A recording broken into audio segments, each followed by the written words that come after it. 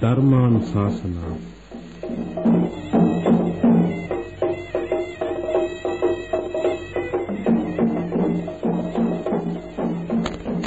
අද ධර්මානුශාසනාව පවත්වන දේශකයන්න් වහන්සේ අම්බලන්ගොඩ ගල්දුව ගුණවර්ධන යෝගාශ්‍රම වාසී පූජ්‍යපාද නා වූ යනි අරිය ධම්ම ස්වාමීන් වහන්සේ.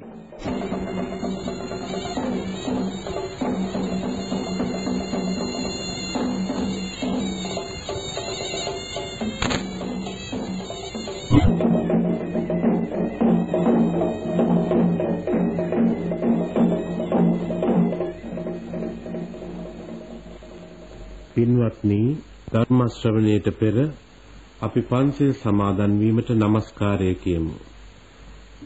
අවසරයි ස්වාමීනි. නමෝ තස්ස භගවතු අරහතු සම්මා සම්බුද්දස්ස. නමෝ තස්ස භගවතු අරහතු සම්මා සම්බුද්දස්ස. නමෝ තස්ස භගවතු අරහතු සම්මා සම්බුද්දස්ස. බුද්ධං සරණං ගච්ඡාමි ධම්මං සරණං ගච්ඡාමි සංඝං සරණං ගච්ඡාමි ဒုတိယံ පි බුද්ධං සරණං ගච්ඡාමි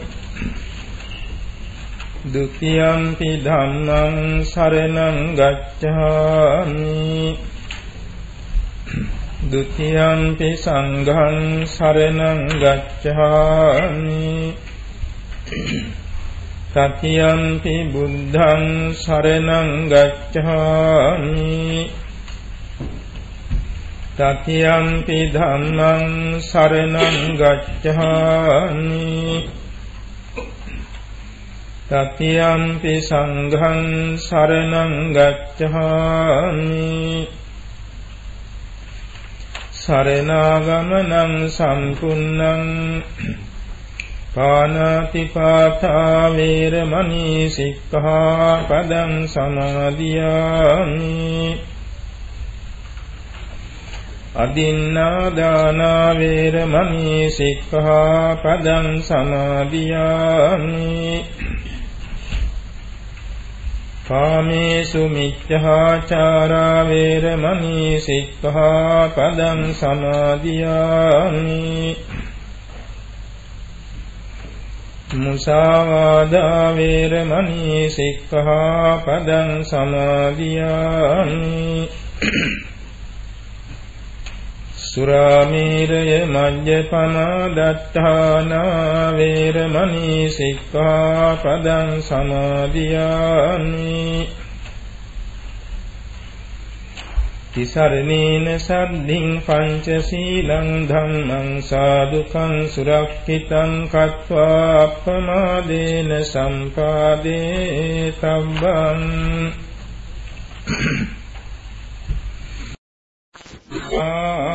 චක්කවාලේසු අත්‍රා ගච්ඡන්තු දේවතා සම්ධම්මං නිරාජස්ස සුනන්තු සංඝ මොක්ඛදං ධම්මස්සවන කාලෝ අයං බදන්තා ධම්මස්සවන කාලෝ අයං බදන්තා ධම්මස්සවන කාලෝ අයං බදන්තා නමෝ තස්සේ භගවතු අරහතෝ සම්මා සම්බුද්දස්ස නමෝ තස්සේ භගවතු අරහතෝ සම්මා සම්බුද්දස්ස නමෝ තස්සේ භගවතු අරහතෝ සම්මා සම්බුද්දස්ස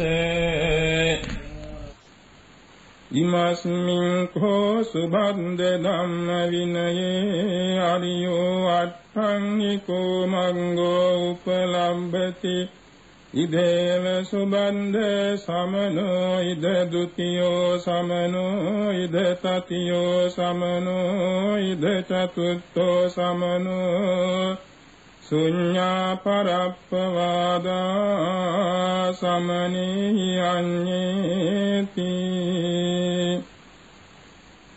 ශ්‍රද්ධාවන්ත පින්නතුනි, තුන් ලෝකාග්‍ර වූ භාග්‍යවත් අරිහත් සම්්‍යක් සම්බුද්ධ දස බලධාරී සරුවක්ඥ රාජෝත්තමයන් වහන්සේ විසින් මෙයින් අවුරුදු 2546කට පෙර වෙසක් පුර 15 වක පොහෝ දවසකදී සුභද්‍ර පරිබ්‍රාජකතුමාණන් අමතා වදාළ සූත්‍ර පාඨයක් මේ ප්‍රකාශ වුණේ.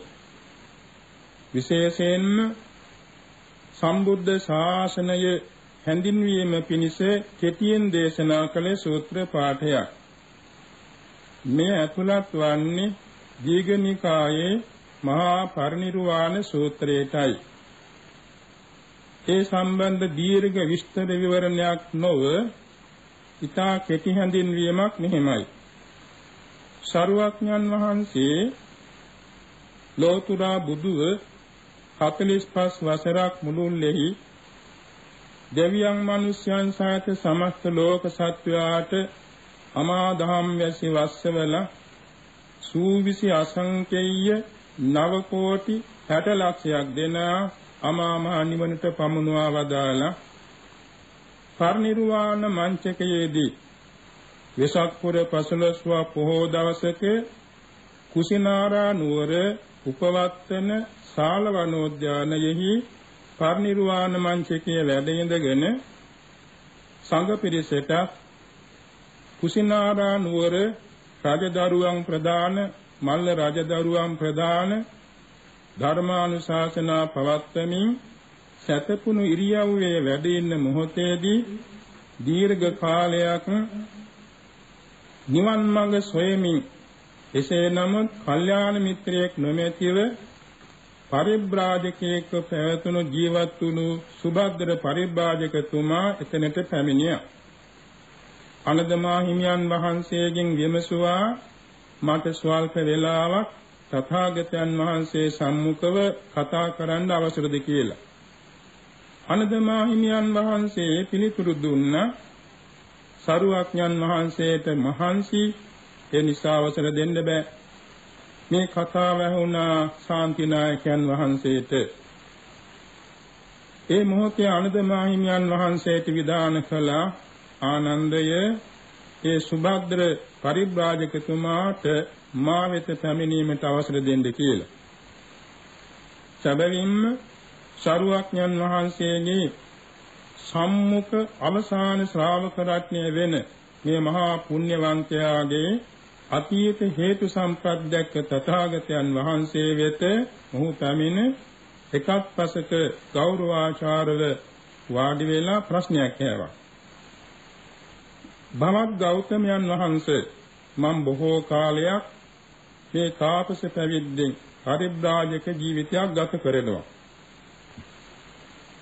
මට දැනගන්න අවශ්‍යයි මා වැනි පරිබ්‍රාජකයන්ද බාහිර පැවිද්දන්ට සුගතිය නිවනක් ලැබෙනවාද කියලා දැනගන්න.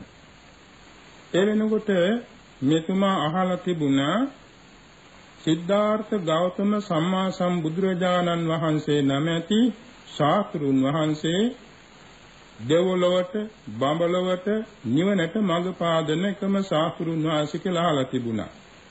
ඒ නිසා මෙතුමා ඇවිල්ලා ප්‍රශ්න කෙරේ. ඒ වෙලාවේ ශාන්තිනායකයන් වහන්සේ මෙහෙම පිළිතුරක් දුන්නා. සුභද්‍රය මම පැවිදි වෙලා අවුරුදු 51යි. මේ පැවිදි වෙලා ඉන්න අවුරුදු 51 ඇතුළත කිසිම පරිබ්‍රාජක කෙනෙක් සුගතියට ගිහිල්ලා නැති බව මට පේනවා. මම කල්ප 91ක් ඈත දැන් බලනවා. කල්ප 91 ඇතුළත එකම එක පරිබ්‍රාජකයෙක් පමණයි සුගතියටවත් ගියේ. අනිත් පැත්ත යන්නේ දුගතියට. ඒ සුගතියට ගිය පරිබ්‍රාජකතුමාත් තමන්ගේ අවසාන මොහොතේදී තමන් අනුගමනය කළ අත්කලමතානුයෝගය අත්හැරිය. ඒ දෘෂ්ටි අත්හැරීම නිසා සුගතියට යන්න පුළුවන් වුණා. සුභද්‍රය යම් සසුනක ආර්ය අෂ්ටාංගික මාර්ගයේ ඇතනම් ඒ ශාසනයේ පමණයි කෙලෙසුන් නැතිකොට ලබන සදාකාලික වෙනස් නොවන සුවයටපත් විය හැකි වන්නේ. ඒ බව ප්‍රකාශ කරමින් මේ සූත්‍ර පාඨය දේශනා කළා. ඉමස්මින් කෝ සුබද්ද ධම්ම විනයී ආර්යෝ අට්ඨංගිකෝ මග්ගෝ උපලබ්ධති. සුබද්‍රය මේ බුද්ධ ශාසනයෙහි පමණක් ආර්ය අෂ්ටාංගික මාර්ගය පවතිනවා. ඉදේව සුබද්ද සමනෝ සුබද්‍රය මේ බුදු ශාසනයේ පමණක් සෝතාපන්න ප්‍රථම ශ්‍රමණයන් වහන්සේ පහළ වෙනවා. ඉද ဒ ුතියෝ සමනෝ මේ ශාසනයේ පමණක්ම ဒုတိ ය ශ්‍රමණ කියන සකරදාගාමි ඵලස්ත්‍යයන් පහළ වෙනවා. ඉද තතියෝ සමනෝ මේ බුදු ශාසනයෙම පමණක් තතිය ශ්‍රමණ කියන අනාගාමීන් වහන්සේ පහළ වෙනවා. ඉද චතුත්ථෝ සමනෝ මේ බුදු ශාසනයේ පමණක් සතරවෙනි ශ්‍රමණ නමින් හැඳින්වෙන රහතන් වහන්සේ පහළ වෙනවා ලැබෙනවා. ශුඤ්ඤා පරප්පවාදා සමනේහි අඤ්ඤේ අන්‍ය පරප්‍රවාද නම් වූ බාහිර ශාස්ත්‍ර ශාසන මේ කියන සෝතාපන්න සකදාගාමි අනාගාමි අරහත් ශ්‍රමණයන් වහන්සේලාගෙන් හිස්ය කියන එක දේශනා කළා. කල්ප ලක්ෂ ගණන් පෙරම් පුරාගෙන ආව මේ සුභද්‍ර පරිබ්‍රාජකතුමාට ඒ දේශනා මාත්‍රේ සෑහුණා. මෙතෙක් කල තමා විමුක්ති මාර්ගයක් සොයමින් නියම කල්යාණ මිත්‍රයෙක් නොමැතිව ගත කළ අතර මේ ස්වල්ප දේශනාවෙන් තේරුම් කරගත්තා සුගතියට නිවනට යන මාර්ගය මේකයි කියලා. වැඳලා අවසර ඉල්ලුවා ස්වාමීනි භාග්‍යතුන් වහන්සේ අනුකම්පා උපදවා මා පැවිදි කරනසේක්වා කියලා. සරුවඥන් වහන්සේ වදාලා සුභද්‍රයේ අන්‍ය පැවිද්දෙක් අන්‍ය තීර්ථකයෙක් සසංගත වෙනවා නම් සාර මාසයක් පරිවාස පුරන්නට ඕන. සාර මාසයකින් පසුව භික්ෂු සංඝයා වහන්සේගේ සිත් දිනා ගත්තා නම් ශාසනයේ පැවිද්ද ලැබෙනවා. එසේ නමුත් පුද්ගල විශේෂයක් තියෙනවා. එනිසා මට පැවිදි කරවන්න දැන් පුළුවන්. සරුවඥන් වහන්සේ සතපුණු ආසනයේම රැඳ ඉඳගෙන ශ්‍රී හස්තයේ දිගු කොට ඒහි භික්ඛු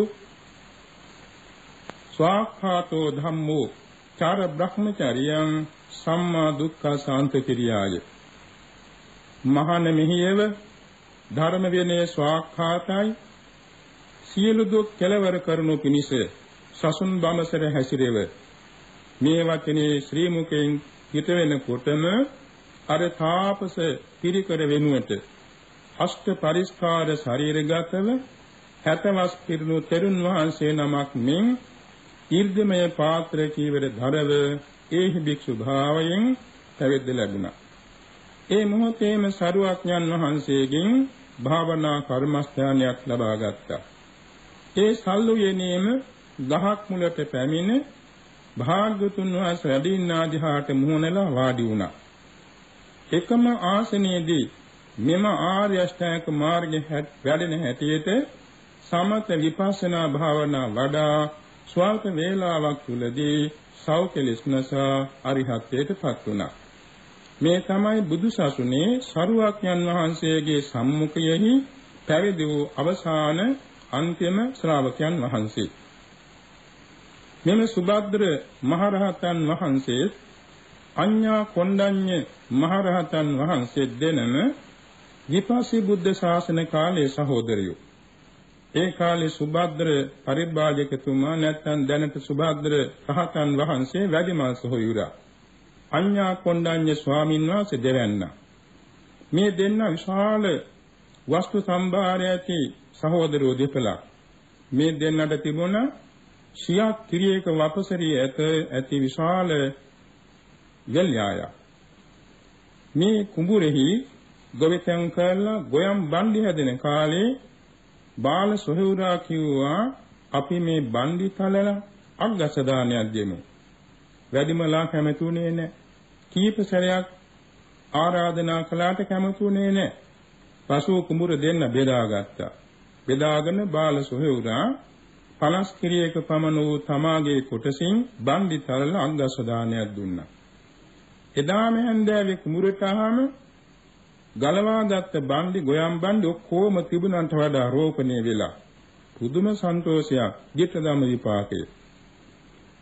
නාවාරයක් එම කුඹුරු යායේ අග්ගස්ස දාන දීලා තියෙනවා.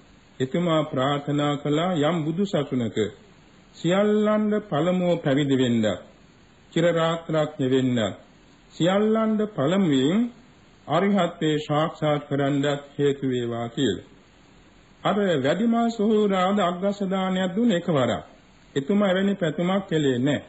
මේ දෙන්න සසර සුගතිගාමීව පෙරම් පුරාගෙන ඇවිල්ලා තමයි අඤ්ඤා කොණ්ඩඤ්ඤ මහරහතන් වහන්සේ කපිලවස්තු පුර නුවර නැගෙනහිර පිහිටි ද්‍රෝණවත්තු බ්‍රාහ්මණ ගමේ ඉපදිලා වයස 16 දී බ්‍රාහ්මණ ශිල්පයේ පරතරයටපත් වෙලා සිද්ධාර්ථ කුමාරයන් වහන්සේ උපන්න දවසේ අර ලක්ෂණ පරීක්ෂා කළ අය අතරින් සියල්ලන්ට වයසෙන් අඩු වුණාට එක ඇඟිල්ලක් උස්සලා මේ කුමාරයන් වහන්සේ සක්විති රජ වෙනතුරු ගිහි දේවත් ජීවිතේ වාසය නොකරන බව වාස 29 දී පැවිදි වී 35 වෙනි වසරේදී මාන පරාජයකට ලෝතුරා බුදු වෙන බව අභීතව ප්‍රකාශ කළ එම කොණ්ඩඤ්ඤ මානවකතුමා තමයි පසු කාලික කොණ්ඩඤ්ඤ මහරහතන් වහන්සේ බාටපත් උනේ.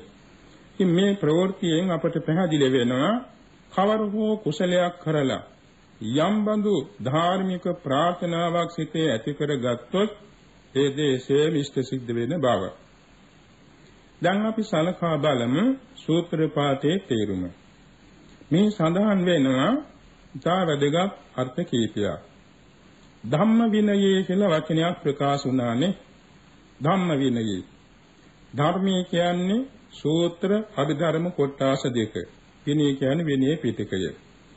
කිරිනංගදේ වැඩ ඉඳගෙන අනදමා හිමියන් වහන්සේ අමතා මෙහිම දේශනා කළානේ. යෝ කෝ ආනන්ද මයා ධම්මෝච විනයෝච දේශිතෝ පඤ්ඤත්තෝ සෝ වෝ මමච්චයේන සත්තා. ආනන්දය මා විසින් තොපට යම් ධර්මයක් දේශන ලදන යම් විනයක් පනවන ලදන මගේ ඇවෑමෙන් තොපට ඒ ධර්මයේ විනය ශාස්ත්‍රු කෘත්‍ය සිද්ධ කරන්නේ කියන එක දේශනා කළා. එතන ධර්මයේ කිව්වම සූත්‍ර පිටක අභිධර්ම පිටක. විනය කිව්වම විනය පිටක. එතකොට විනය පිටකයත් සූත්‍ර පිටකයත් එක්කාසු කරාම එතන තියෙනවා ධර්මස්කන්ධ ඔක්කොම 42000ක්. අභිධර්ම පිටකයේ පමණක් 42000ක්. සියල්ල 84000යි. මෙය ආනන්ද ස්වාමීන් වහන්සේගේ අපදානයේ සඳහන් වෙනවා. එතකොට මෙහිදී මේ කියන ධර්මයේ විනය සියල්ල සම්පින්දනය කොට ගත්තාම බුද්ධ ශාසනය කියලා හඳුන්වනවා. ඒකයි ඉමස්මින් කෝ සුබද්ද ධම්ම විනයේ. සුබද්දරේ මේ බුද්ධ ශාසනයෙහි ආර්යෝ අට්ඨංගිකෝ මග්ගෝ උපලබ්ධති. ආර්ය වූ අංග 8කින් යුක්ත වූ මාර්ගයක් ඇත ලැබෙයි. ඒ නිසා ඉදහේව සුබද්ද සමනෝ. ඒ නිසා මෙහි පමණයි ශ්‍රමණයන් වහන්සේ නමක් ලැබෙන්නේ. දෙවෙනි තුන්වෙනි හතරවෙනි නමින් හැඳුන්වන්නේ ඒ මාර්ග ඵලස්ත ආර්යයන් වහන්සේලාගේ හතර කොටසයි. ශුඤ්ඤා පරප්පවාදා සමනේහි අඤ්ඤේ. ඒ කාලේ බොහෝම ශාස්ත්‍රීය ශාසන තිබුණා. ප්‍රධාන වශයෙන් ශාස්ත්‍රීය ශාසන 6ක් තිබුණා. පූර්ණ කාශ්‍යප, මක්ඛලී ගෝසාල, අජිත කේස කම්බල, කකුද කච්චායන, සංජය බෙල්ලත් පුත්‍ර, නිගණ්ඨනාථ පුත්‍ර කියන ශාස්ත්‍රූරුන්ගේ ශාසන තිබුණා. ඒ අතර තවත් වෙනත් එච්චර ප්‍රසිද්ධ නොවූ ශාස්ත්‍රීය ශාසනක් තිබුණා. ඒ කිසිම ශාසනයක මේ කියන සෝවාන් ආදී ආර්ය මාර්ගඵලාභීන් පහළ වී සිටියේ නැහැ. හැබැයි සරුවඥන් වහන්සේ පහළ වීමෙන් පසුව බොහෝ ශාස්ත්‍රීය බ්‍රාහ්මණ ගෘහපති ශ්‍රමණ ඥානවන්ත අය එනවා වාදෙට. බොහෝසෙන් වාදෙට එනවා. ඒ අතු හිතාගෙන එන ප්‍රශ්න මාලාව විමසන්නත් ඉස්සර සරුවක්ඥන් වහන්සේගේ දේශනා තුළින් විසඳෙනවා. ඒ නිසා එවැන්නෝ තමාගේ දෘෂ්ටි ජාලාවන් ඔක්කොම අත්හැර දාලා බොහෝසෙන් සසුන්ගත වෙලා පැවිදි වෙලා මඟඵල නිවන් සෝයෙන් සැනසීමටපත් වෙනවා. ඒ වාගේ සසුන්ගත වෙච්ච ශාස්ත්‍රීය බ්‍රාහ්මණ ගෘහපති ශ්‍රමණ පිරිස මෙතෙක් කියලා ප්‍රමාණ නැහැ. ඒ විදිහට සරුවක්ඥන් වහන්සේ වෙත බොහෝ දෙනා පැමිණ තිබෙන්නේ. එනිසා අන්‍ය ශාස්ත්‍රීය ශාසනවල නොමැති උසස් ප්‍රතිඵලයක් මේ ආර්ය අෂ්ටාංගික මාර්ගයේ නිසා බුදු සසුනේ පවතිනවා කියන එකයි මෙහි හැඳින්වීම. ඊළඟට අපි සලකා බලමු මෙතන අරියෝ අට්ඨංගිකෝ මග්ගෝ කියන වචනය. අරියෝ කියන්නේ ශ්‍රේෂ්ඨ, නිර්දෝෂී, එවාගෙම උතුම් කියන තේරුමයි. අරියෝ කියන බුදුරජාණන් වහන්සේට බුදුරජාණන් වහන්සේගේ ශ්‍රී මුඛයෙන්ම එය දේශනා කළා තියෙනවා. ඒ කියන්නේ සදේවකේ භික්ඛවේ ලෝකේ සමාරකේ සබ්‍රාහ්මකේ සස්සමන බ්‍රාහ්මණියා පජාය සදේ මනුස්සාය තථාගතෝ අරියෝ මේ සූත්‍ර දේශනාවක් තියෙනවා. දෙවියන් සහිත, මනුෂ්‍යයන් සහිත, මරුන් සහිත, බ්‍රහ්මයන් සහිත, ශ්‍රමණ බ්‍රාහ්මණයන් සහිත සමස්ත ලෝක සත්‍ය අතරෙහි තථාගතයන් වහන්සේ ආර්ය නම් වෙනවා. හේතුව නිර්දෝෂී පුජ්‍යලයන්ගෙන් අග්‍ර බැවින්. සරුවක්ඥන් වහන්සේ සරුව නිර්දෝෂයි. ඒ කියන්නේ වාසනා සහිත වූම ක්ලේශයන්ගෙන් තොරයි. රහතන් වහන්සේලා කෙලෙසුන්ගෙන් තොර වුණාට වාසනා කෙලෙස් තියෙන්න පුළුවන්. වාසනා කෙලෙස් කියන්නේ සංසාර පුරුදු. සරුවක්ඥන් වහන්සේට වෙන්නේ සංසාර පුරුදු වශයෙන් තියෙන අසංවරකමක්වත් නැහැ. ඒ නිසා උන්වහන්සේ සරුව නිර්දෝෂ බැවින් ආර්ය නම් වෙනවා. සරුව ශ්‍රේෂ්ඨ බැවින් ආර්ය නම් වෙනවා.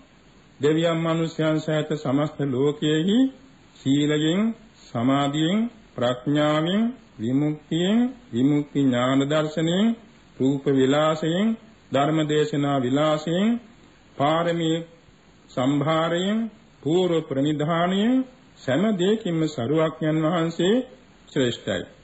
ඒක නිසා ආර්ය නමින් හැඳින්වෙනවා. එම ආර්ය වූ සරුවක්ඥන් වහන්සේ සොයාගෙන අනුගමනය කොට බුදු වී දේශනා කළ මාර්ගය නිසා ඒකට කියනවා අරියෝ මග්ගෝ, අරියෝ අට්ඨංගිකෝ මග්ගෝ කියලා. තවත් තේරුමක් තියෙනවා. ඒ කියන්නේ සෝවාන්, සකෘදාගාමි, අනාගාමි, අරහත් කියන මේ මාර්ගඵලාභීන් වහන්සේලාට කියන ආර්ය ශ්‍රාවක කියලා.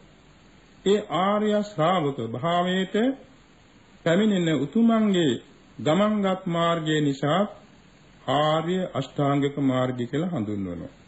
ඒ වගේම මේ මාර්ගඵලාභී බාට පැමිණෙන්නේ යම් පිළිවෙතක් නිසාද. ඒ නිසා ඒකට ආර්ය මාර්ගය, ආර්ය අෂ්ටාංගික මාර්ගය කියලා කියනවා. අෂ්ටාංගික කියන්නේ අංග 8ක් ඇති බැවින්. එතකොට මෙන්න මේ කියන ආර්ය අෂ්ටාංගික මාර්ගය බුද්ධ ශාසනයේ පමණයි තියෙන්නේ. ශ්‍රමණ කියන මේ වචنين කියවෙන්නේ සමිතත්තාහි පාපානං සමනෝති පවුච්චති. ඒ කියන්නේ තමාගේ సంతානෙහි ක්ලේශ ධර්මයන් සමනය කළ බැවින්, සංසිඳෙව බැවින් ශ්‍රමණ කියන මේ නම ලැබෙනවා නික්ලේශ උත්තමයන්ද. මාර්ගඵලාභී උතුමන්ද ශ්‍රමණ කියන්නේ කෙලෙසුන් සංසිඳෙව නිසා. ක්ලේශ කියන්නේ සංතානේ දවන කවන උපතාපනය කරන මනෝමය ධර්මතාවක්. කියන්නේ චෛතසික ධර්ම සම්භාරයක්. චිත්ත චෛතසික ධර්ම රාශියක් තියෙනවා. හිත දවනවා කවනවා. ඒ දවන කවන ධර්මතා තියෙන ඔක්කොම 14ක්. ඒකට පරිවාර වශයෙන් සිත් 12ක්, චෛතසික ධර්ම සියල්ල 27ක් එකතු වෙනවා. ඒවා තමයි මේ විදිහට సంతානේ දවන්නේ තවන්නේ. අකුසල් සිත් 12යි, ඊයදෙන චෛතසික ධර්ම 27යි. එයින් කෙලෙස් 9න් කියවෙනවා 14ක්. තවත් ඒක කෙටි කරලා ගන්නකොට 10ක් වෙනවා දස කිලේශ වස්තු කියලා. තවත් කෙටි කර ගන්නකොට අකුසල මුල 3 ගැලෙනවා. මෙන්න මේ කියන ධර්මතාවන්ගෙන් సంతානේ දැවෙනවා, තැවෙනවා, උපතාපණය වෙනවා. ඒවා සංසිඳ වෙන්නේ යම් කිසි පිළිවෙතකින්ද ඒ සංසිඳ වීමෙන් ලබන ශාන්ත සැපයටපත් වූ උතුමන්ද කියනවා ශ්‍රමණ කියලා. එතකොට දැන් අපි සලකා බලමු අරියෝ අට්ඨංගිකෝ මග්ගෝ කියන එක සරුවඥන් වහන්සේගේ ශ්‍රී මුඛ දේශනාවෙන් කොහොමද හඳුන්වලා තියෙන්නේ කියලා. සම්මා දිට්ඨි, සම්මා සංකප්පෝ, සම්මා වාචා, සම්මා කම්මන්තෝ, සම්මා ආජීවෝ, සම්මා වායාමෝ, සම්මා සති, සම්මා සමාධි. මේ කියන අංග 8යි. එතන සම්මා කියන වචනේ තේරුම් තුනක් තියෙනවා. සම්මා කියන්නේ යාථාවක, නීයානික, කුසල කියන තේරුම් තුනයි. යාථාවක කියන්නේ ඒකාන්තෙන් නිවැරදි. ඒකාන්තෙන් නිවැරදි. ඒකයි යාථාවක. නීයානික කියන්නේ ඒකාන්තෙන් සැපයට පමුණුවනවා. නීයානික කියන්නේ පමුණුවන තේරුමයි. සැපයට පමුණුවනවා. කුසල කියන්නේ ඒකාන්තෙන් අකුසල් නැසනවා. අන්නේ තේරුමයි සම්මා කියන වචනේ තියෙන්නේ. පද 8ටම සම්මා කියන නිපාත පදය උපාදී වශයෙන් මුලින් තියෙනවා. එතකොට සම්මා කියන මේ පදයෙන් කියවුනේ යාථාවක, නෛර්යානික, කුසල. දර්ශනීයට කියනවා සම්මා දිට්ඨි. දිට්ඨි කියන්නේ දර්ශනීය. දර්ශනීය කියනවා සම්මා දිට්ඨි, මිච්ඡා දිට්ඨි කියලා දෙකක්. මිච්ඡා දිට්ඨි කියන්නේ අයාථාවක, අනීයානික, අකුසල දර්ශනීයට කියනවා මිච්ඡා දිට්ඨි කියලානේ. එතකොට අයාථාවක කියන්නේ අයහපත්. ඒ වගේම සාවද්‍ය. අනීයානික කියන්නේ සැපයට නොපමුණුවන. ඒ වගේම අකුසල කියන්නේ අනුවන වූ. නැත්නම් අකුසල කියන්නේ මෝහයෙන් යුක්ත වූ, නුවණින් තොර වූ කියන තේරුම මිච්ඡා කියන මේ වචනයට සම්බන්ධ වෙනවා. මිච්ඡා දිට්ඨි. මිච්ඡා කියන්නේ වැරදි කියන තේරුමනේ. එතකොට මිච්ඡා දිට්ඨිය හැර සම්මා දිට්ඨියකින් කියවෙන්නේ යාථාවක, නීයානික, කුසල කියන අර්ථයක්. එතකොට මෙතන දිට්ඨි කියන එකෙන් අපි ගන්නේ පරමාර්ථ වශයෙන් ප්‍රඥාව. සම්මා දිට්ඨි කියනකොට මිච්ඡා දිට්ඨි කියනකොට කෙලෙම්ම දිට්ඨි ඡායසිකය. ඒකට වෙනම අකුසල ඡායසිකයක් වෙන දිට්ඨි ඡායසිකය. සම්මා දිට්ඨි කියනකොට කෙලෙම්ම ප්‍රඥාවට නමක්. ප්‍රඥාවට නමක් සම්මා දිට්ඨි. ඊළඟට සම්මා සංකප්පෝ. එතන කියන්නේ සම්මා කියන වචනේ තේරුම අර වාගේ යාථාවක, නීයානික, කුසල. යාථාවක කියන්නේ නිවැරදි. යාථාවක කියන්නේ ශ්‍රේෂ්ඨ. ඒ වගේම යාථාවක කියන්නේ නෛර්යානික. සම්මා කියන්නේ එතකොට නෛර්යානික, කුසල. එතකොට යාථාවක වූද, නෛර්යානික වූද, කුසල වූද සංකල්පනාව සම්මා සංකල්පනාවයි. එය කොටස් තුනකට වෙන් කළ දේශනා කළා තියෙනවා. ඒ වෛද්‍යරින් අපි එකින් එක බලමු. ඊළඟට සම්මා වාචා. ඒත් එහෙමයි. යාථාවක, නීයානික, කුසල වචනය සම්මා වාචා. සම්මා කම්මන්තේ. යාථාවක, නීයානික, කුසල කර්මාන්තේ සම්මා කම්මන්තේ. යාථාවක, නීයානික, කුසල ආජීවය සම්මා ආජීවය. යාථාවක, නීයානික, කුසල ව්‍යායාමයේ සම්මා වායාමය. යාථාවක, නීයානික, කුසල සතිය සම්මා සතිය. යාථාවක, නීයානික, කුසල ඒකාග්‍රතාව සම්මා සමාධි. දැන් අපි නැවත වරක් බලමු. නිවැරදි වූද, නෛර්යානික වූද, කුසල වූද ප්‍රඥාව සම්මා දිට්ඨියයි. නිවැරදි වූද, නෛර්යානික වූද, කුසල වූද කල්පනාව සම්මා සංකල්පනාවයි. නිවැරදි වූද, නෛර්යානික වූද, කුසල වූද වචනය සම්මා වාචාවයි. නිවැරදි වූ, නෛර්යානික වූ, කුසල වූ කර්මාන්තය සම්මා කම්මන්තයයි. නිවැරදි වූ, නෛර්යානික වූ, කුසල වූ ජීවත් වීමේවත් ආජීවය සම්මා ආජීවයයි. එසේම නිවැරදි වූ නෛර්යානික වූ කුසල වූ උත්සාහය සම්මා වායාමයයි. නිවැරදි වූ නෛර්යානික වූ කුසල වූ සිහිය සම්මා සතියයි. නිවැරදි නෛර්යානික කුසල එකඟත්වය සම්මා සමාධියයි. ධර්මතා වශයෙන් මෙහෙමයි. සම්මා දිට්ඨිය කියන්නේ ප්‍රඥාව. සම්මා සංකල්ප කියන්නේ විතර්කය. සම්මා වාචා කියන්නේ වාචා විරති චෛසිකය. සම්මා කම්මන්ත කියන්නේ එසේම සම්මා කම්මන්ත නමින්ම කියන විරති චෛසිකය. සම්මා ආජීව කියන්නේ සම්මා ආජීව විරති චෛසිකය. ඒ නමින්ම ඒක හඳුන්වන්නේ. සම්මා වායාම කියන්නේ වීරිය. සම්මා සතිය කියන්නේ සතිය. සම්මා සමාධි කියන්නේ ඒකාග්‍රතාව. එයින් සම්මා වාචා කම්මන්ත ආජීව තුන විරති ඡායසික තුන හැටියට හඳුන්වනවා. ඒකයිති වෙන්නේ ඡායසික 52කින් සෝබන රාශියටයි. සෝබන ඡායසික 25ක් තියෙනවානේ. එයින් තුනක් විරති තුන. ඊළඟට ප්‍රඥා කියන මේ සම්මා දිට්ඨිය ඒ සෝබන ඡායසික 25න් එකක්. ඒක සෝබන රාශියටයි.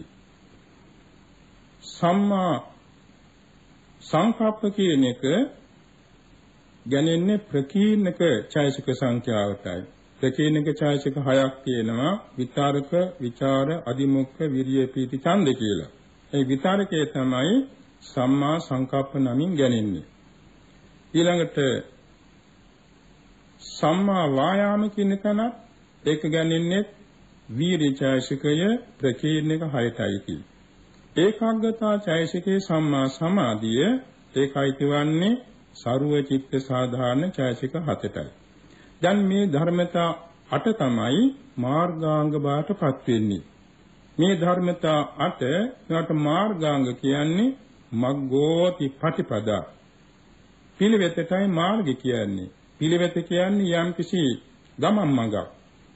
මේ මාර්ගාංග 8 නැමැති පිළිවෙත යමෙක් අනුගමනය කරනවා නම් ඔහු නිර්දෝෂී කෙනෙක් වෙනවා. ඒකයි යථාවක. ඔහු නෛර්යානික එවත් පමුණුන ලබන්නෙක් වෙනවා. සුගතියට නිවනට පමුණුන ලබන්නෙක් වෙනවා. කුසල ඔහු අකුසල නසන්නෙක් වෙනවා. නිසා තමයි මේ 8 දෙනාට මග්ගෝ කියලා කියන්නේ. මග්ගංගානි මග්ග සම්පයුක්තකානං ධම්මානං තං සමුත්ථානානං ච රූපානං මග්ගපච්චේන පච්චයෝ කියා ප ဋ ාණ දේශනාවේ හැඳින්වෙනවා. මේ මාර්ගාංග ඒ මාර්ග සංප්‍රයුක්ත චිත්තචෛසික ධර්මයන්ට චිත්තජ රූපයන්ට මාර්ග කියන ප්‍රත්‍යයෙන් ප්‍රත්‍ය වෙනවා. එතන මග්ග කියන මෙය යම් කිසි කෙනෙක් අනුගමනය කරනවා නම් ඔහු සැපයට පමුණුවනවා. කොහොමද සැපයට පමුණවන්නේ කියන එක අපි දෙවනෝ තෝරගනිමු. බුදුරජාණන් වහන්සේ මේ නිවන පිණිසම දේශනා කළා නෙමෙයි. නිවනට යන්න ඉස්සර වෙලා මෙලව දියුණුව සඳහාද පරලෝ සුගතිය සඳහාද අනුශාසනා කළා තියෙනවා. ඊළඟට තමයි නිවනට උපනිශ්‍ර වෙන හැටියට දේශනා කරන්නේ. ඒ කියන්නේ දැන් ආબોධ කරන්නම් කොටස් 3යි ඉන්නේ. උද්‍යතිතඥ, විපංචිතඥ, නෙය්‍ය. යම්කිසි ධර්ම මාතෘකාවක් කළ පමණින් ආબોධ කරන්නම් උද්‍යතිතඥ. ධර්ම දේශනාවක් විස්තර කරද්දී ආબોධ කරගන්න අය විපංචිතඥ. ඊළඟට ධර්ම ශ්‍රවණී කරලා සීලාදි ගුණ පුරමින් බොහෝ කලක් උත්සාහ කොට මාර්ගඵල අධිකමනය කරන්නන්ට කියන්නේ නෙය්‍ය පුජ්‍යලෝ. ඒ හැර පදපරම කියලාත් ඉන්නවනේ කොටසක්. පදපරම කියන්නේ කොච්චර බණ ඇසුවත්, කොච්චර සීල් රැක්කත්, කොච්චර භාවනා කළත්, කොතෙක් පින්කම් කළත් ඒ ජීවිතයේ මාර්ගඵල ලබන්නේ කර්ම කීපයන් නිසා.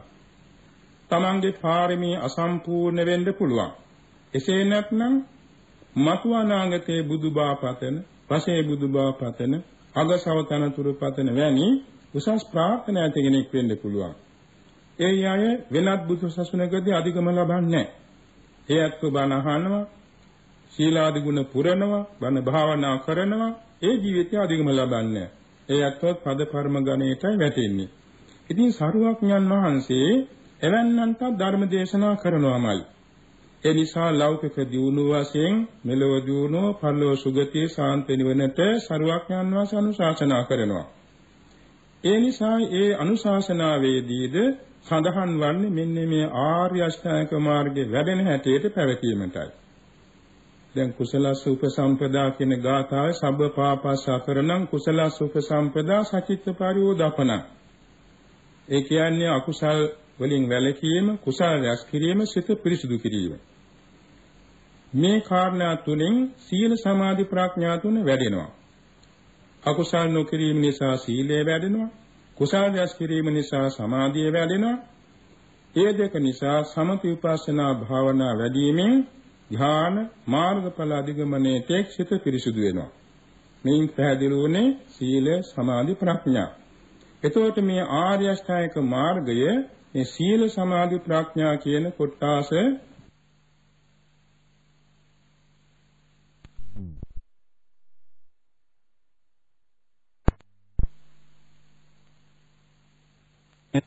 දීපදා මාර්ගයෙන් ශ්‍රේෂ්ඨ මාර්ගය ආර්ය අෂ්ටාංගික මාර්ගයයි. සත්‍යයන් අතරින් ශ්‍රේෂ්ඨ සත්‍යය චතුරාර්ය සත්‍යයයි. ධර්මයන් අතරින් ශ්‍රේෂ්ඨතම ධර්මය නිර්වාණ ධර්මයයි.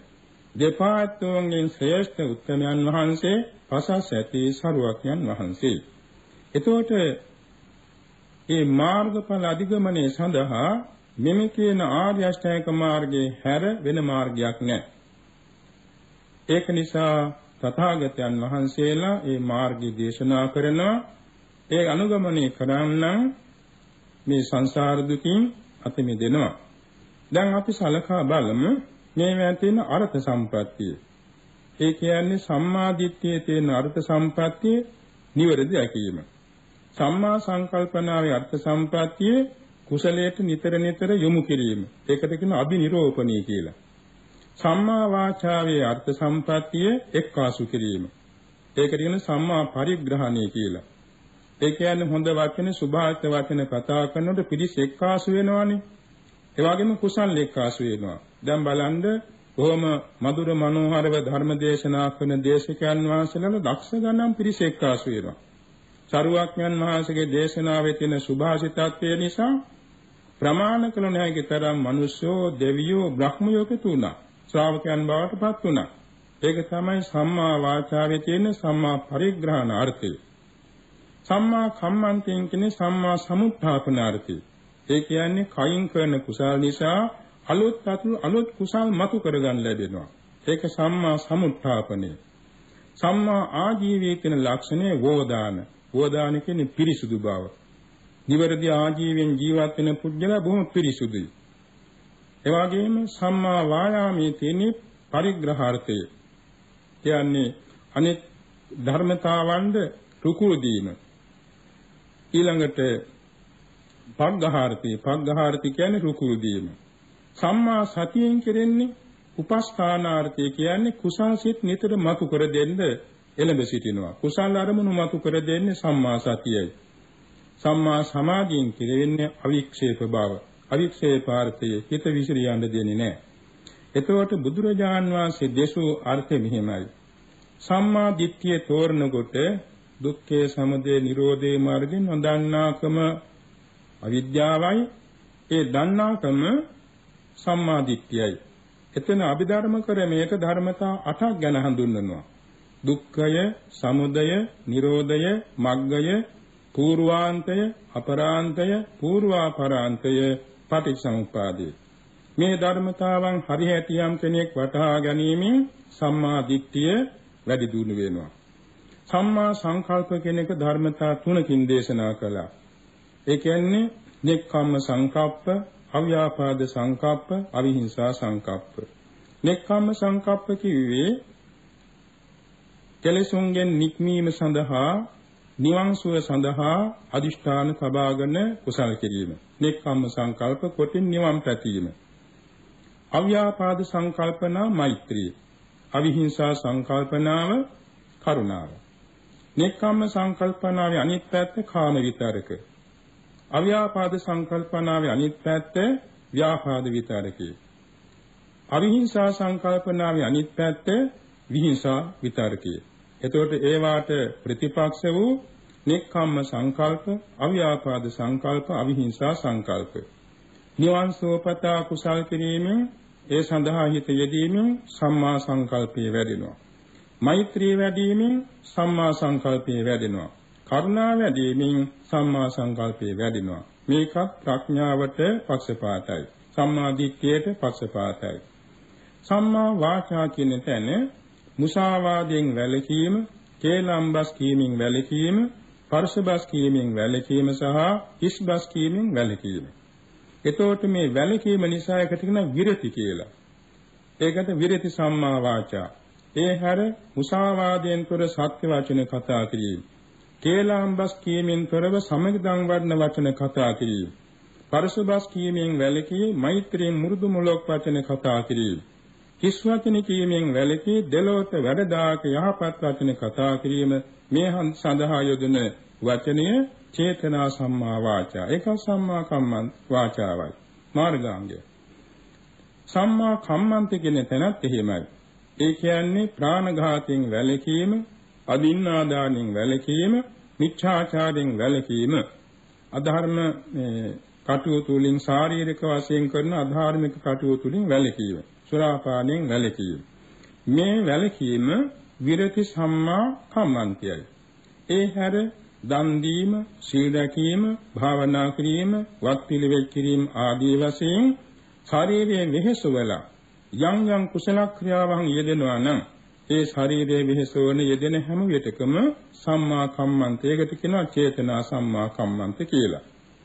ඒ වගේම ජීවත් වීම සඳහා කෙරෙන ප්‍රාණඝාතයෙන් වැළකීම, අදින්නාදානෙන් වැළකීම, මිච්ඡාචාරයෙන් වැළකීම, මුසාවාදයෙන් වැළකීම, සුරාපානයෙන් වැළකීම, කේලම්බස් කීමෙන් වැළකීම, පරසබස් කීමෙන් වැළකීම, ඒ වගේම හිස්බස් කීමෙන් වැළකීම, වැරදි වෙළඳාම් වලින් වැළකීම ආදී වූ මිත්‍යා ආජීවයන්ගෙන් වැළකීමද කියනවා විරති සම්මා ආජීව. ඒ හැර උත්සාහයෙන්, දැහැමින්, සෙමින්, උපයා, සපයා ජීවත් වීම සඳහා යොදන සිත සම්මා ආජීව. ඒකට කියනවා චේතනා සම්මා ආජීව. ඊළඟට සම්මා වායාම කියන තැන තමන්ගේ ජීවිතයේදී මෙතෙක් සිද්ධ නොවූ අකුසල් සිද්ධ නොවන හැටියට මෙතෙක් සිද්ධ වූ අකුසල් නැතොත් ඒවා ප්‍රහාණය වෙන හැටියට මේ ජීවිතයේ සිද්ධ නොවූ කුසල් රැස් කර ගැනීම පිණිසත් නූපන් කුසල් ඉපදීම වගේම උපන්න කුසල් වැඩි දියුණු කිරීම පිණිසත් සිතේ ඇති කරගන්න බලවත් උත්සාහයට කියනවා සම්මා වායාම. ඒ වගේම කය පිළිබඳ සිහිය, සිතේ සන්තෝෂයේවත් වේදනා පිළිබඳ සිහිය, සිත පිළිබඳ සිහිය, සිතේ පවත්නා ධර්ම ස්වභාවයන් පිළිබඳ සිහිය කියන සතරාකාර සතියට කියනවා සම්මා සතිය.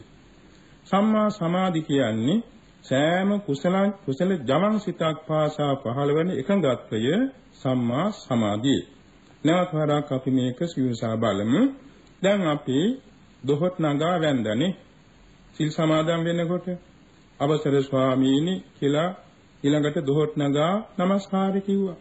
එතකොට බලන්න මෙතෙන්දී අපේ సంతානෙහි මාර්ගාංග පහක්ම පහළ වුණානේ. ඒ කොහොමද? මේ දොහොත් නගා වැඳීමෙන්, මේ নমස්කාරී කීමෙන් මගේ සිතේ කුසල් සිත් පහළ වෙනවා.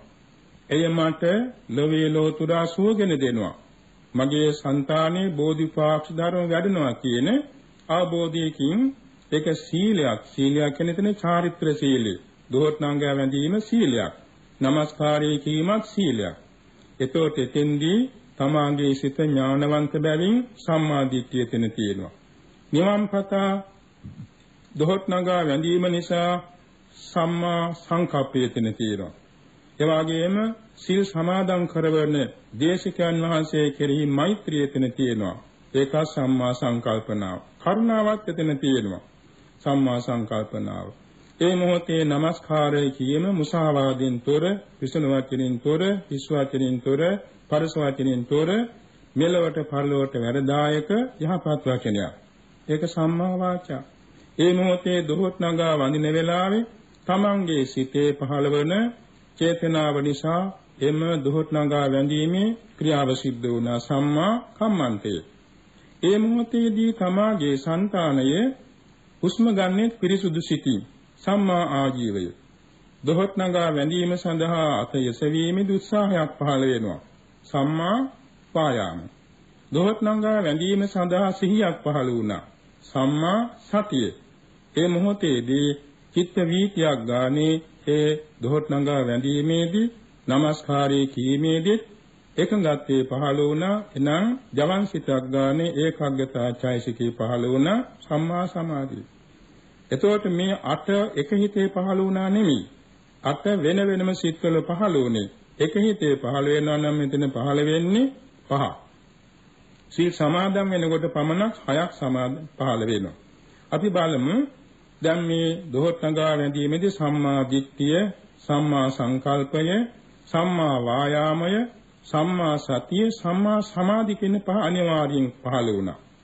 ඒ නුවණින් දොහොත් නගා වැඳ නිසා. ඊළඟට අර වචනේ පාවිච්චි කළානේ. ඒ වචනේ පාවිච්චි කරනකොට සම්මා වාචා මාර්ගාංගයත් එක හයක් වෙනවා. ඊළඟට දෝත නැංගවීම සඳහා උත්සාහයක් ඇති වුණානේ. එතන සම්මා කම්මන්ත කියන මාර්ගාංගයත් එක්ක හයක් වැඩෙනවා. ওই විදිහට දැන් අපි තිසරණේ සමාදන් වුණා. පංචශීලයේ සමාදන් වුණා. ඒ වෙලාවට ආම බහන්තිය කියලා පිළිගත්තා. ඒකක් දෙකක් ගානේ මාර්ගාංග තමයි වැඩුණේ. ඒකම අපි බණ අහනවා. මේ බණ අහන වෙලාවේ අපි දසවන් නමාගෙන සාවධානව ධම්ම අහනවා. මේ අහන වෙලාවේ සෝතද්වාරික වශයෙන් කුසල චිත්ත වීතිත් පහළ වෙනවා. මනෝද්වාරික කුසල චිත්ත වැඩියෙන් පහළ වෙනවා. සද්දම් පඨම චිත්තේන ඊතං ဒ ුතිය චේතසා නාමං තතිය චිත්තේන අත්තං චතුත්ථ චේතසා. මේ ශබ්දයේ පළමුවෙන් සෝතද්වාරික චිත්ත වීතියෙන් අහනවා. ඊළඟට මනෝද්වාරික චිත්ත වීතියෙන් ඒ ශබ්දය අතීත ශබ්දය අරමුණු කරනවා.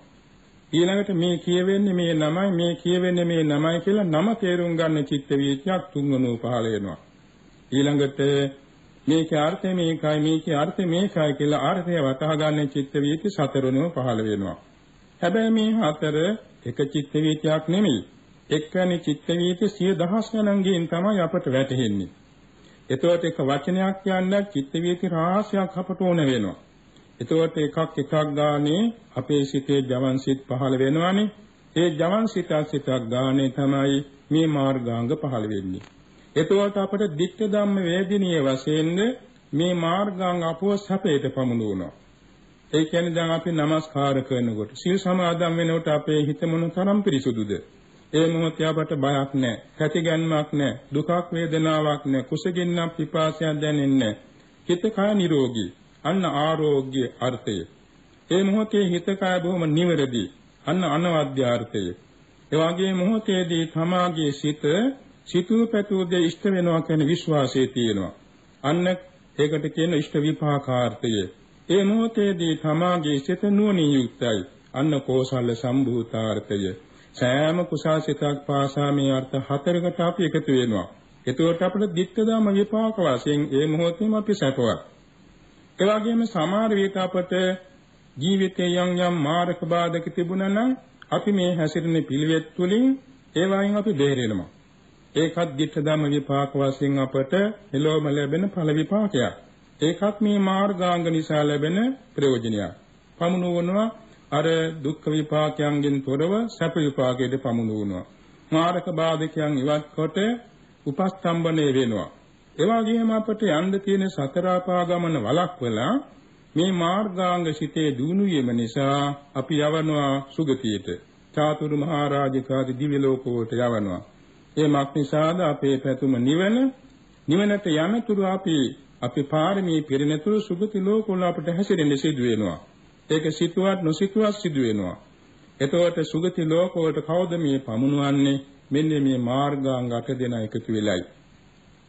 එපමණක් නෙමෙයි. දැන් අපි මේ ජීවිතයෙන් චුත වී යම් භාවයක උපදිනවා. සමාජයට අපි මව කුසක උපන්න නම් අපට පූර්ව භාවය පේන්නේ. හැබැයි ඕපපාතික වශයෙන් දේවත්වයටමපත් වුණා නම් පූර්ව භාවය පේනවා.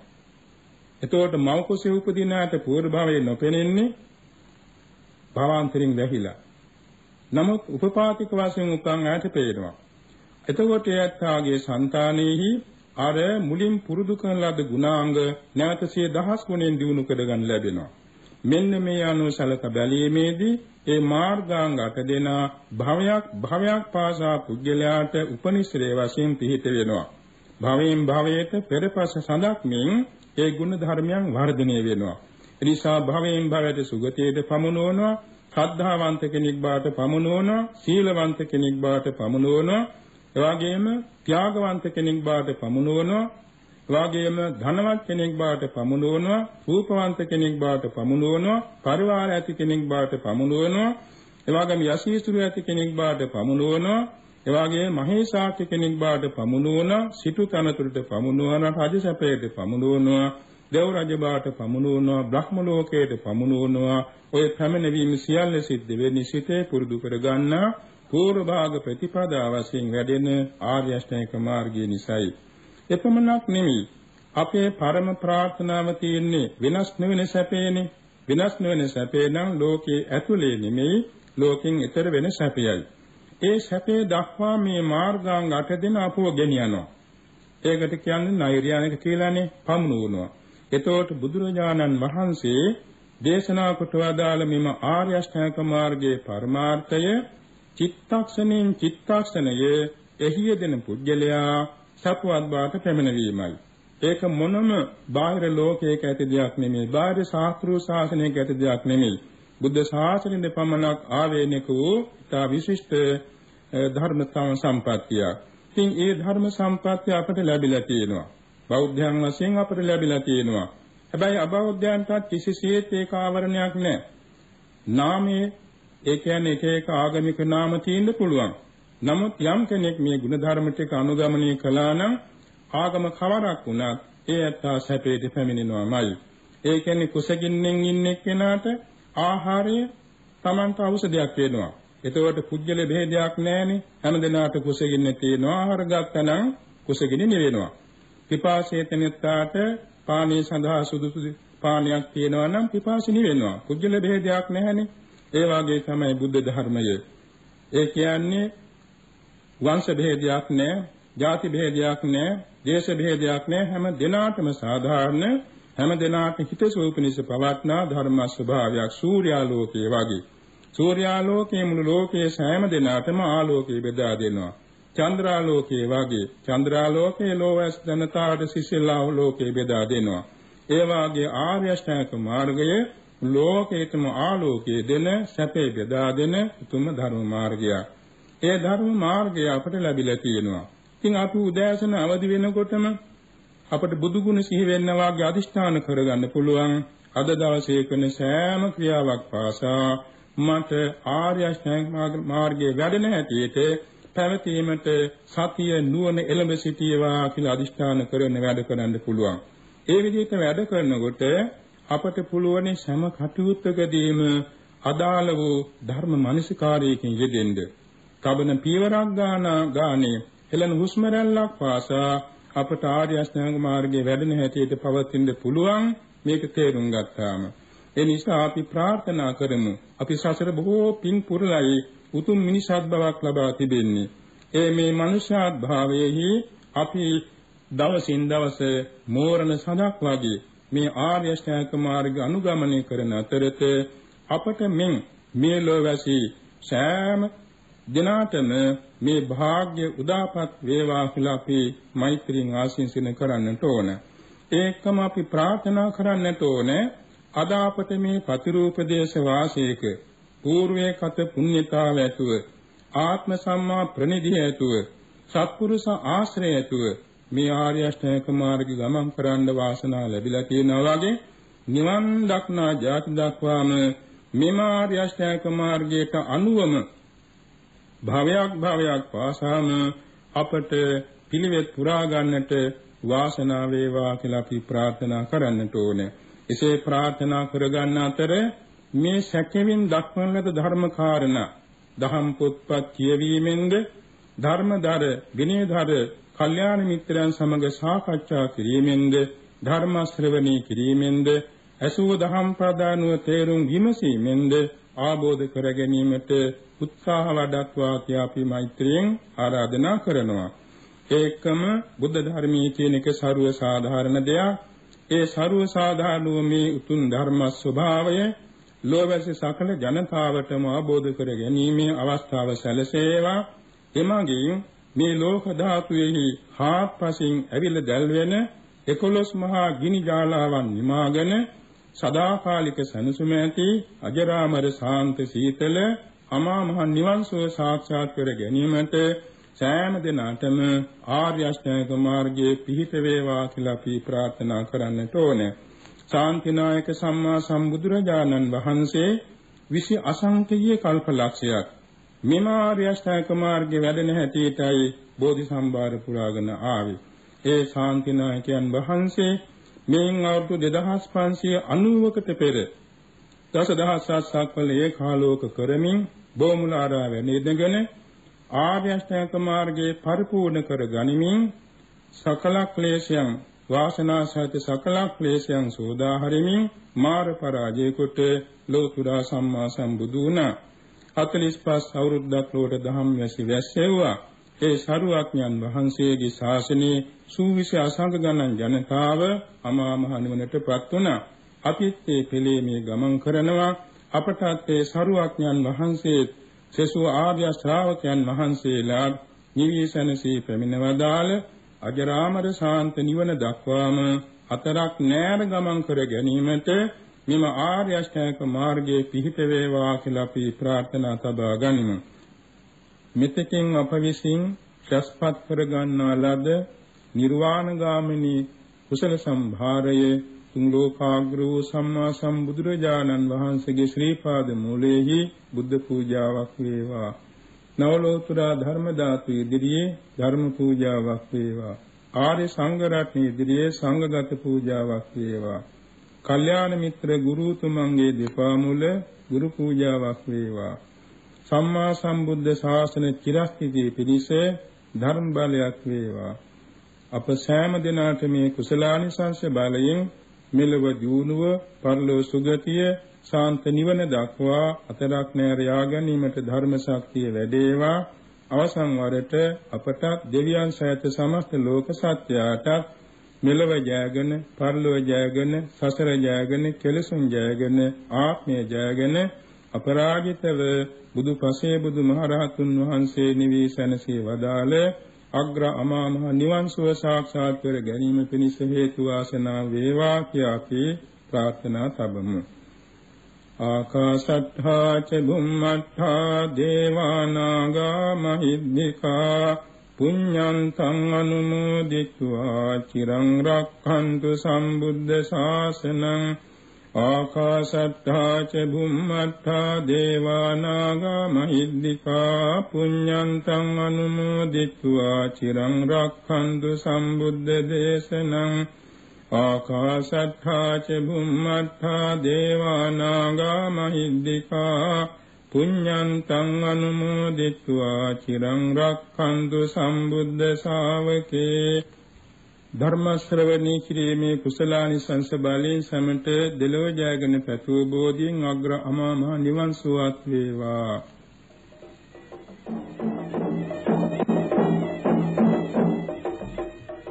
අද ධර්මානුශාසනා පැවැත් වූ දේශකයන්න් වහන්සේ අම්බලන්ගොඩ ගල්දුව ගුණවර්ධන යෝගාශ්‍රම වාසී පූජ්‍යපාද නා වූ අරිය ධම්ම ස්වාමීන් වහන්සේ.